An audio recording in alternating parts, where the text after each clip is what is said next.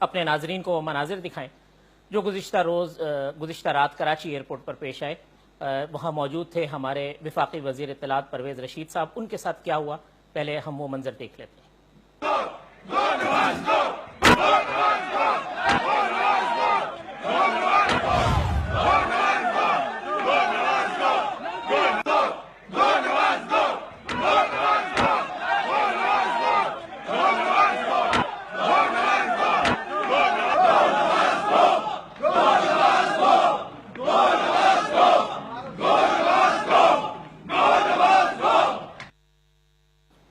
جی ناظرین، آپ نے ملاحظہ کیا ہمارے محترم وفاقی وزیر اطلاعات سینیٹر پرویز رشید صاحب بھی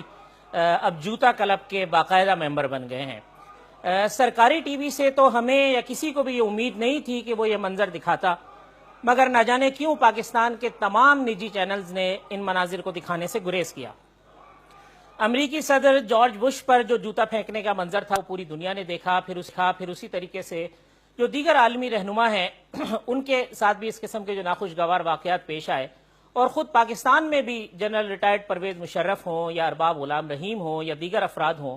ان پر جب اس قسم کے جوتا باری ہوئی تو تمام چینلز نے بڑھ چڑھ کر یہ کوشش کی کہ وہ کسی طریقے سے مناظر دکھا کر ایک دوسرے پر سبقت لے جائے۔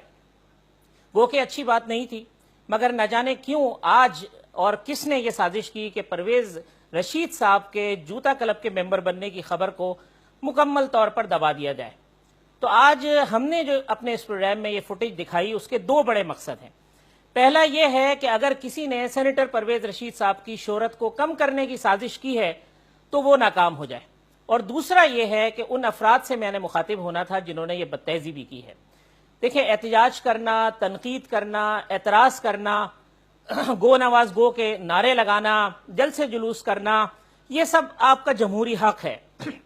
مگر کوئی بھی مہذب معاشرہ ان حرکات کی اجازت نہیں دے سکتا جو واقعہ کل کراچی ایئرپورٹ پر رات کو پیش آیا۔ سینیٹر پرویز رشید صاحب اس ملک کے ایک سینئر سیاستدان ہیں، ان کی بہت ساری باتیں ایسی ہیں جس کے اوپر ذاتی طور پہ مجھے اعتراض ہو سکتا ہے، ان کے جو ناقدین ہیں ان کے اوپر اعتراض ہوتا ہے، ان کے سیاسی مخالفین ہیں وہ ان کے اوپر کڑی تنقید کرتے ہیں،